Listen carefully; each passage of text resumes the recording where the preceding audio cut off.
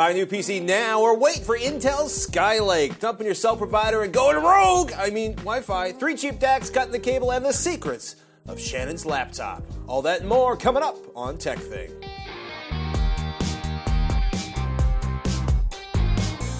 TekThing is brought to you by viewers like you. Visit us at patreon.com/TekThing to contribute and see our milestone goals. Thank you so much for your continuing support of the show.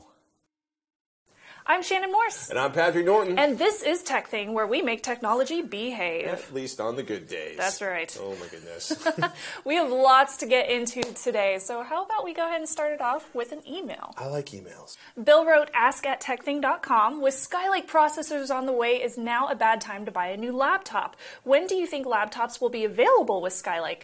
Also, would it be a good or a bad idea to insist on buying a laptop with at least a 1080p screen? What is the starting cost for laptops with a 1080p screen? From Bill, near Athens. So we're going to take this kind of backwards. Most 13-inch and larger laptop screens are at least 1080p, in part because 1080p glass is really common and fairly cheap. It's the same resolution as the TVs! Yay! Many of the least expensive, like $200 laptops we've seen are 1366 by 768. Usable, but yeah, you give up a lot of sort of virtual real estate by not insisting on 1080p or 1920 by 1080. If you've ever seen it, there's this great display resolution file graphic up on Wikipedia, right? So it's kind of like 1366 by 768 doesn't really have a name. It was a common sort of 720p substitute. Wow. And then you get all these pixels over here for 1080p by 1920. So here's the thing. You get sort of more pixels in the same sort of 11, 12, 13, 14, 15-inch screen if you go 1920 by 1080. Yes. Math is... You know what's horrible is even with my 13-inch screen, which this is 1920 by 1080, I still have to lower the resolution sometimes or just make it bigger so that I can see things because my eyes are so bad. Well, it's funny, right? And that kind of hits on it. So, you know, if you have a 1080p screen on an 11-inch laptop, you have tiny pixels and tiny icons unless you make the desktop larger, which is not something that's particularly graceful in Windows 8. It's going to get a lot better in Windows 10. Yeah. Once you get up to a 13, 14, 15-inch screen, I would say 1080p is the minimum, and it's going to be less kind of like, Martha, can you get my magnifying glasses? Since I just got fitted for my first glasses. Woo! Oh, yay. Reading glasses. I'm at that age. My eyeballs are slowing down. But yeah, it's not a bad idea, but I got to be honest with you, those $200 laptops with those 1366 by 768 screens, totally usable. Maybe not so much if you want to have 5 windows open at once, but in terms of like, I'm editing, I'm browsing the web, I'm using a very small Excel spreadsheet, totally cool. But if you're a Photoshop editor or you have like 32,000, cells open in a giant spreadsheet, then yes, you want like a 4K monitor. I like my full HD. Yeah. I mean, well, you actually, you pretty much refuse to buy a laptop that doesn't have at least 1080p. Yeah, I totally refuse. I always insist on buying a laptop with 1080p screen or more. Full HD is 1920 by 1080. You can get a really good i5 full HD screen for like $700-800, like a Dell XPS 13, for example. So the new really good one, pricing. That's pretty badass. You know, around $500, I think 1080p screens on 13-inch screens are pretty common. As far as waiting for Skylake goes, it's tempting. It's the next new bestest, awesomest ever from Intel. It's going to replace Broadwell from Core M tablets to Core i7 unclocked, overclockable, super desktop CPUs. I want it now. It's kind of crazy. Intel's called it their most important chip architecture in a decade.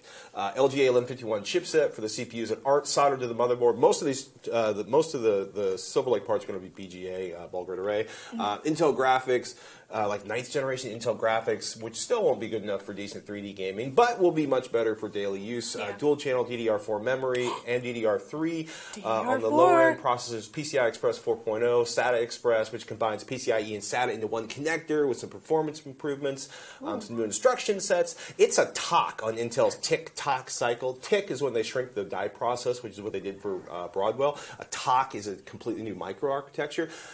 Broadwell took so long to hit the 14 nanometer process, which apparently was just a nightmare. Broadwell was a tick, and so basically they took an existing microarchitecture, shrunk down the process. That gives them some benefits. Silver Lake, Broadwell's going to be out for a short period of time, and Silver Lake's going to kind of steal its thunder because Broadwell got here so late. Yeah. Yeah. The thing is, though, in terms of everyday performance, it should be more power for less wattage, so longer battery life, but not a huge boost in CPU performance. And in any case, we don't expect to see it until the third quarter of 2015. And that's the big question. If your laptop is done, if you can't do work you need to do on your laptop now, if you need a new laptop because everything's gone horrible with the one you have, I'd just get a Broadwell laptop now. Yeah. But if you wait a few months, you're going to get more performance for less money, whether you choose a Broadwell or a Skylake CPU, because that's the way this works. Wait a few months. Skylake. And you get Did I say Skylake again? Skylake. I'm insisting on calling this the Skylake CPU. Well, if you're anything like me, because I never buy new because it's always way too expensive. So if you want something that's on the non-new shiny CPU perspective, I'm a couponer. I do a lot of research on sales. The best time to buy a laptop during the year is in April. And April is next month, so hey, it might be a good idea because new models are just being released. Older models are going to go on clearance, so they'll be marked down a couple $100. Back to school time, if you want to wait until like August time frame, that's also a good time to buy because there's a lot of sales for back to school and the end of November, which is obviously holiday for shopping season. Black Friday, Cyber Monday sales. So I generally don't buy the top-notch CPU when it comes out because of that price. I'll usually just buy the last generation because the increases in performance for my laptop use is generally minimal. There have been cases where I just remember being like, oh yeah, they promised a battery performance, but battery life doubled in between two generations of processor. So if you can hold out, wait, see if there's a big, amazing, awesome jump in terms of performance or battery life. There's really been no real serious benchmarking. There's been some minor sort of rumory stuff reported about Skylake. There you go. Not Skylark. Sorry, it all sounds like some place where James Bond was raised, which is Skyfall, which is now the third thing I'll confuse the name of it with. But wait, if you can. Yes. If you can't wait, buy one now. But, wait a few months, you'll get more laptop for less money. And possibly you might be able to spend a little bit more money and get a whole bunch more something. But we don't know because they haven't released the processor yet. It's a vicious tail-eating I'm excited to see this. Yeah. I can't wait to see the new Skylake processor. Maybe I'll finally upgrade my Core i7-920 gaming machine at home. Thing is just consumes a lot of electricity. Speaking of gaming machines, I am still working on my upgrade, so I'm slowly researching all the different parts. You need a cheaper CPU cooler. Yeah, Keith writes in, Patrick, I would like to see an episode on cutting the wireless cord from the phone company. I believe that every man, woman, and child having a cell phone is sucking the lifeblood out of financially challenged families. With so much free Wi-Fi out there and free phone number apps in the Play Store, what's the best option for going carrier-free and still having a quality phablet you can carry in your pocket? Keith from Indiana. Ooh. I got to be honest with you, I'm feeding two small children and thinking to myself, this is outrageously expensive, and they barely weigh 120 pounds together. Agreed. So the idea of feeding the 200 or 300 pound combination of them plus supporting cell phones is just nightmarish. Yeah, I know what you mean. So I actually did do this for a short time when I canceled my account with AT&T a few years ago, and then I just went with a Wi-Fi only phone for a while before I decided to sign up with a different carrier. Sure. So it is totally possible. But if you want to go strictly Wi-Fi, just note that when you're traveling or when you're out on the road, like if you have an emergency, have some kind of satellite connection or something, because you won't have a connection unless you're war driving and it's 1995 and nobody has WPA2 and any passwords on their wireless routers. Right. Otherwise, you're going to be kind of out in the dark. So basically, you may want to have at least one phone where you have a full, like the family phone. Even if it's just like one of those prepaid little flip phones from Walmart or something. Like those are super cheap and you pay as you go. Yeah. So at least then you'll have some kind of emergency connection. There are more inexpensive cell phone plan options than there have ever been before right now. Yeah. But literally, if you want it to work for a 911 emergency, a 911 emergency every time. Okay, 911 calls are probably a bad example because any cell phone should be able to call 911 in an emergency. But it's kind of funny, if you're halfway between like Reno and Sacramento, do you want to pull off and find Wi-Fi to tell somebody you're running late, or do you want to have access to at least a minimal cell phone plan? Good point. So first off, find whatever hardware that you fancy. You can get an unlocked version of all sorts of phones now. Search eBay. That's a really good place to find them. Resellers that have refurbs, or a new phone or a phablet if you can afford it. My choice would be a Nexus 6. It is expensive out of pocket, but it also comes unlocked straight from Google, and it's brand new, so you know it's going to work, and they have really good customer service if you need to return it. It's not a phablet, but the Moto E. It's not a phablet. It's not a phablet, but for $120, the Moto E is a fantastic Android phone. Okay, there's no flash on the camera, but the build quality is awesome. The screen, people are complaining about the resolution, but it is a fantastic processor and build phone and battery life for $120.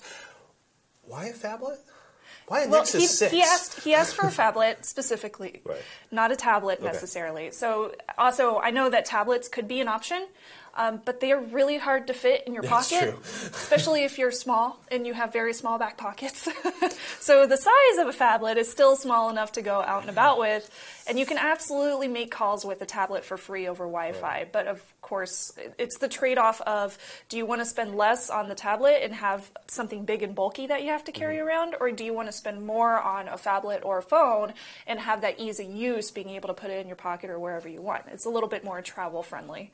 Second off, you do want to choose your phone app and then just stick with it. So for example, I used Google Voice. It makes it really easy to make calls, really easy to text over Wi-Fi. You can set up Google Voice account with your phone number, and that makes it super easy to call people whenever you want, and you can pair it with your new Android device. Now, anytime somebody calls that number, it'll ring your Android phone via Wi-Fi. The connection's obviously only going to work whenever you have Wi-Fi via the Hangouts app, but from experience, calls are very clear, and even the video still looks really good if you're on a good connection, of course. So this is very super like Google-fied focused solution, but hey, they made it super easy to use, so why not go with it? We have a lot of friends who have experimented extensively with Google and the non-Google options, and one, they keep coming back to Google Voice, and second, if you do it once and it works, you won't be the person that's like, hey, I got a new cell phone number, hey, I got a new cell phone number, hey, I got a new cell phone number, which is maddening. What about looking for a plan that allowed you to make calls over Wi-Fi when a Wi-Fi internet connection was available? Yeah, you can definitely do that. I think T-Mobile allows Wi-Fi calling, so in that case, yes, you could definitely do that. But Keith was specifically asking for cutting ties entirely with the calling carrier, with the cell phone carrier. So I'm sure that people ask about that. So yeah, you could definitely do that if you wanted to keep that cell phone connection with your carrier. It's a compromise. It is. Hey, we know you have a lot to say. We want you to help us drive the show. Send us in your tip, your question, your comment. You should have told them to use this phone at TekThing, Facebook.com/TekThing, and of course, ask at TekThing.com. Meanwhile, let's find out what's going on Hack 5 this week. Monitoring air pollution using Arduinos and like a $10 module is the coolest thing, and Shannon has a skinny. Plus, we are dissecting wireless packet captures using the power of SQL databases. You can check that out over at Hack5 at hak5.org. It is now time for a rapid fire round. This week, Cam Wardzala tweeted at Patrick Norton at TekThing, any recommendations for low-cost USB DACs? So Patrick's got 3 cheap DACs in less than a minute each. Are you ready, sir? I am ready. Go! Okay, so from most to least expensive, and a reminder before we start, if you don't have decent headphones or decent audio system, you don't need to spend money on a DAC yet. Get good headphones first. Good. So first one up, kind of a game changer for the USB DAC universe, the Dragonfly. This is the 1.2. It sells for $150. The most expensive one on this list. It feels the burliest. It has the best built quality. It's got heft to it. Gorgeous detail from the Sabre DAC that does the digital to analog conversions. Burr Brown amps drives pretty much any headphones I've plugged into them with ease. Bling-wise, there's a Dragonfly on the front. It glows different colors. 44.1 kilohertz is green, 48 kilohertz is blue, and 88.2 is amber, and I think 96 kilohertz is magenta. Gorgeous sound, though I've heard the Audio Engine D3 is a little more accurate on objective audio benchmarks. I would like to demo the Audio Engine D3 and the FIO and the SCHIIT DACs. And since there are children listening, I'm not going to say the SCHIIT DAC name, though it sounds like it's spelled minus an I. Two, the HRT DSP and IDSP. These sell for $70. We talked about them a couple weeks ago. You want a DAC for your iPhone or your iPad, the IDSP is a great option. It's got the lightning connector on there. I think it is a very healthy improvement over the onboard audio on the iPhone 6. Again, if you have good headphones. Right. The DSP is for Android, Windows, OS 10, and older 30-pin iPhones and iPads. 30 pins, what else would it be? And I'm also testing the DSP with a Raspberry Pi. Ooh. More on that soon. It'll support 24-bit 96K audio, though the people at HRT think it's more of a working person's audio gear for standard 16-bit 44K audio. Sounds really, really good for the money. 3, the Hi-Fi Me DIY Saber USB DAC digital to analog audio converter, which is a huge name, and I'm not done yet. 96 kilohertz 24-bit ES9023 plus SA9023 plus USB to optical converter, which is a gigantic name. It's a horrible name. Yeah, well, it's a. They're trying to get all of the search stuff on Amazon. Yeah. $50, shipped from either Oregon or direct from China. Possibly the same DAC as the Dragonfly, certainly a cousin to the DAC and the Dragonfly. Not as awesome on the amplification front, I think. Just bought this, still testing. Very, very cheap, very, very beloved by owners. People love this on a lot of the audiophile boards. But, you know, it's not nearly as stylish and sophisticated looking. It's a plastic box with a USB cable hanging out of the back. But generally speaking, I don't stare at my DAC when I'm using it. I listen to it. And you own all of these, correct? I own all of these. These two were sent in for evaluation. These two I purchased out of my own pocket. Wow. I would purchase this one again in a heartbeat. Well, I would purchase this one for $70 in a heartbeat. Awesome. Well, thank you, Patrick. And hopefully these answered that for you. And of course, if you guys have any questions, it could be absolutely anything. You can tweet at TekThing. You can post at facebook.com/TekThing. Or you can email us, ask@TekThing.com. And we'll do our best to answer it for you. If you like the show and like to see it, keep coming. You can help support the show directly. Please check out our Patreon at patreon.com/TekThing. Donate $1 per episode. Donate as much as you want or as little as you want. Every little bit counts. We have lots of goals we want to complete, like keeping the show going for as long as you want it, and you can make that happen. Go over to patreon.com/TekThing, and hey, even if the funds are tight and you can't donate, do us a favor. Subscribe to our RSS or our YouTube channel and tell your friends and family and everyone on the internet about it. Thank you so much for supporting TekThing. Patreon.com/TekThing. Please feed my children and Shannon. Bobby Jane posted up on YouTube.com/TekThing. I signed up to support y'all at Patreon.com, and I've watched both of you on TechZilla and look forward to this new show. Thank you. He has 2 questions. First, can you show some out-of-the-box simple solutions to cord-cutting options for connected TV content? And the second, since there's no more DIYtryin, can you show something similar to those fun creations from time to time? Or maybe just have your own prepping channel? Your own prepping channel? Well, Who could that be? Well, you definitely need to check out Patrick and Michael's brand new show. It's called Possibly Unsafe over at possiblyunsafe.com or youtube.com/possiblyunsafe. They basically blow stuff up. Actually, we turned a Raspberry Pi into a Steam streaming box to any HDMI TV. That was fun. For the first episode. Although the next episode, which is the hot sauce episode, actually did make my face stop working. Hot sauce episode? Temporarily. Oh. Yeah. Okay. When is that one? Next week. Oh. Soon. Okay. So speaking about your cord cutting questions. So connected TV. That sounds kind of like smart TV. So just if it is, I'll answer that. So if you're talking about those, there are tons of apps available on smart TVs that enable you to watch content from various different kinds of sources, like all of them. So everything from Netflix to Hulu, Amazon Prime, HBO, MLB.TV for you baseball fans. That's baseball, right? Baseball. And USA Today for news as well. Smart TVs will have different applications depending on who you buy it from, whatever company, whether that's Samsung, LG, Sony, etc., etc. And Patrick looked like he's going to punch my laptop. No. I was just waiting to raise my hand. Here's the thing. Like, I've pretty much given up on apps inside of TVs. They always start out strong, and then the TV gets to be like a year old and the updates stop.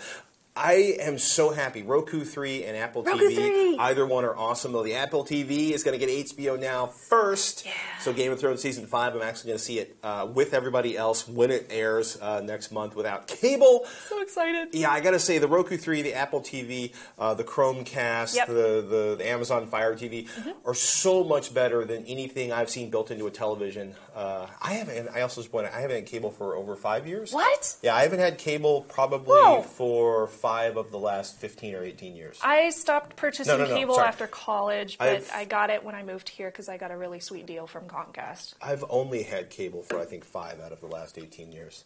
Whoa, I just got my mom to cancel her cable. I'm so excited. Anyway, tangent. Yeah. There are plenty of solutions for those smart TV folks, like myself or yourself.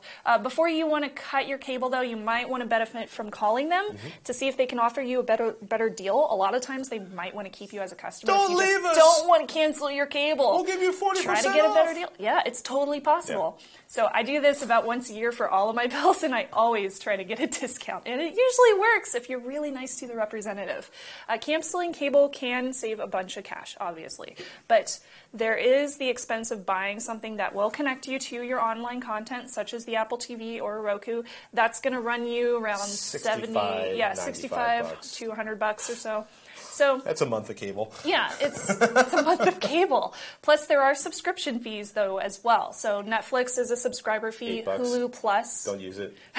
I don't use it either. Amazon Prime, that's $99 for the year. Yeah, and it comes with free shipping from Amazon, which is awesome.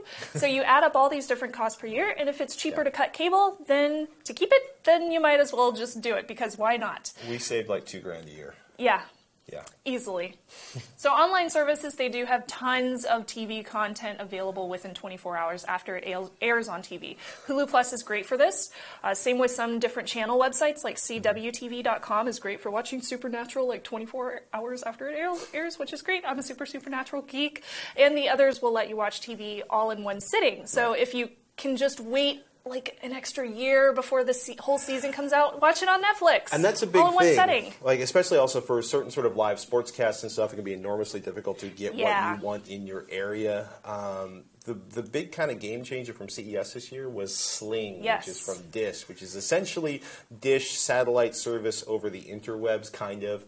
For like $20 a month, you'll get live ESPN and a whole bunch of other channels. Yeah, this is pretty cool. $20 a month, you get ESPN, ESPN2, and a whole bunch of others. They're all streamed live, straight from TV. Yeah. Unfortunately, though, there are still a lot of sports applications that do require that you sign in with your cable provider before you can actually access the content. And there's still those blackouts that a lot of people have to deal with, too. MLB seems to be the best. Yeah. NFL seems to be the worst. And then there's like Stars, HBO, right, AMC. So all of those, if you want to, you can buy a subscription to the season through iTunes or through Amazon. Amazon also offers you, and I think iTunes does too, the ability to just buy per episode. So if I wanted to buy per episode for Walking Dead, I could just go to Amazon and purchase them there in HD or SD. So that's pretty cool. But generally, I just wait around until the entire season ends up on Netflix. What's really frustrating is spending like $35 for a season of something, and then like 6 weeks later it shows up. It appears on Netflix. Yeah. And then I'm like, I should have waited. I could have. All those spoilers on Facebook, man, got me to buy it. Just stop talking to people. Yeah, just defriend everybody. For news, you could just check Twitter. Or you could go to the news provider's application or their site. Right. So news networks are really, really good about just posting segments or streaming live or posting things with an article online. And they will actually like just read out the entire article as well as just put the segment at the top of the screen for you. So those are just really easy to link to and, grab the TV straight from your browser. So easy, easy, easy, easy. News shows often premiere with free episodes through Amazon, so you don't have to waste money on that first episode in case it totally bites the dust, in case it's horrible. So yeah, a lot of times you can watch the first episode for free of some kind of news show that's out.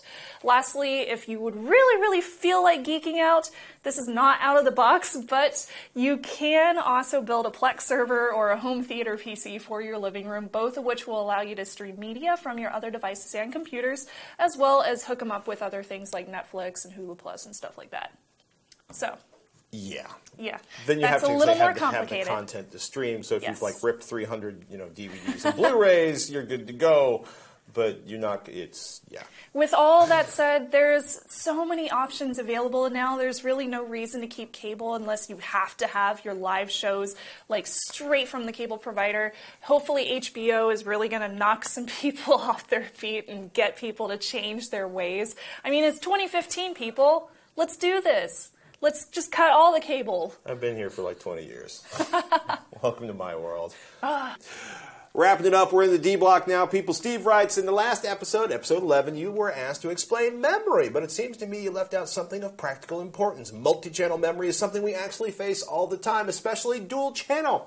So we usually have motherboards that support dual channel memory, and we want to buy 8 gigabytes of RAM. Do we buy 2 4s using 2 banks and channels, or 1 8 using a single channel? The 2 channel should be seen as a 128-bit channel, while the single channel is 64-bit. However, I hear this actually only gives about a 10% real-life improvement. So, do we buy 1 8 or 2 4s for $5 more? This also might cause us to choose a motherboard with more RAM slots. Thanks for the show, Steve.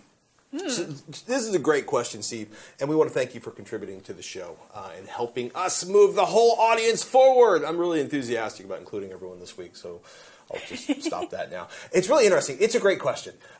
It's all about motherboards. There's not like special dual channel memory. There's the dual channel, single channel, triple channel. Don't ask, is all about the motherboard. GamersNexus.net did an amazing round of benchmarks last summer. They visited MSI to see how memory was made, and MSI told them in passing that 8 gigabytes in single channel, i.e. 1 stick of 8 gigabytes versus 2 sticks of 4 gigabytes in dual channel, was really, they couldn't really find any benchmarkable difference in real world. So the GamersNexus.net people looked at dual channel versus single channel platform performance for Adobe Premiere, gaming, video encoding, transcoding, number crunching, and daily use. This is an amazingly well-researched article, an amazing set of tests. It is a great read. The short answer for desktop users is that dual channel will look faster on synthetic benchmarks, memory-specific benchmarks. Real-world app-based benchmarks, like almost no difference. You know, and the other thing is think about sales and bundles and deals will often mean that 2 sticks with half the RAM or the 2 4 gigabytes to make 8 gigabytes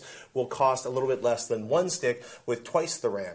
So now I'm like rethinking like my next system I build. Now I'm thinking like, wow, now I'm going to get like 1 stick of 8 and then save up my money for the second stick of 8. Then I will have 16 and I will have a badass video editing machine eventually without having to spend all of the money out of the box. But great. Gamers Nexus, freaking awesome, and thank you for doing all that testing. It's a great read. Go there and check it out. Link in the show notes. My daddy always told me to buy 2 sticks just in case one fails. I can still use my computer.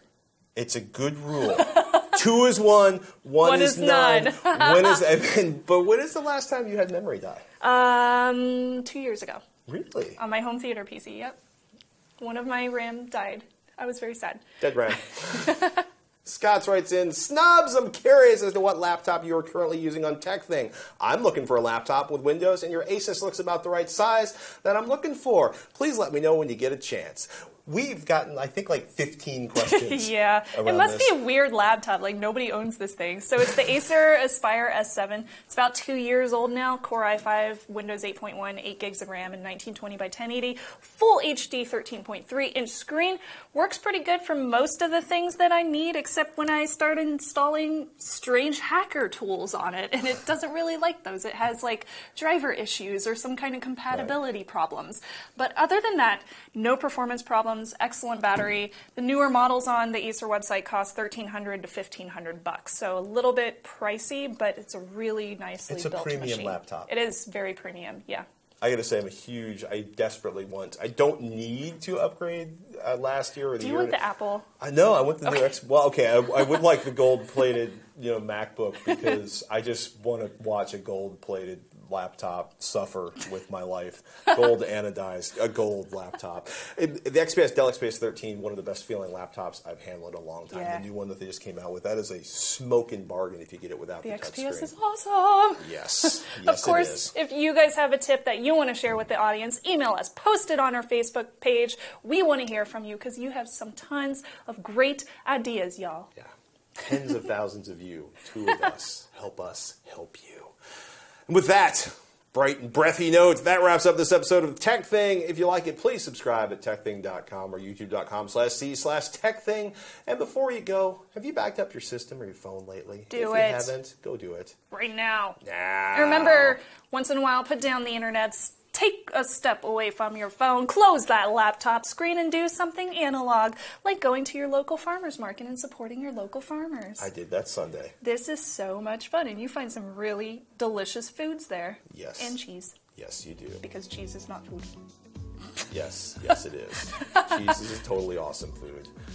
I'm Patrick Norton. I'm Shannon Morse. We'll see you next week on TekThing. I'm hungry.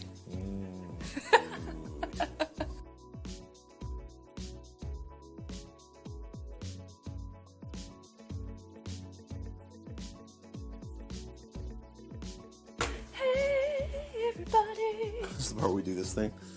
Yeah. It's where we go, oh my gosh, that guy. You're cool, man. Thank Or should you. we be pointing like this? you. Because it's kind of in front of our faces, right? It kind of is, yeah. You're like, oh, look. Look at the people. All the people. All the people. Look at all the people. This is fun. Look at the people. Look at the people. Cue random thumbs up. Random thumbs up. Uh-oh. Is your computer breaking again? No. Not sure what's going on. My skirt is full of space. Space skirt.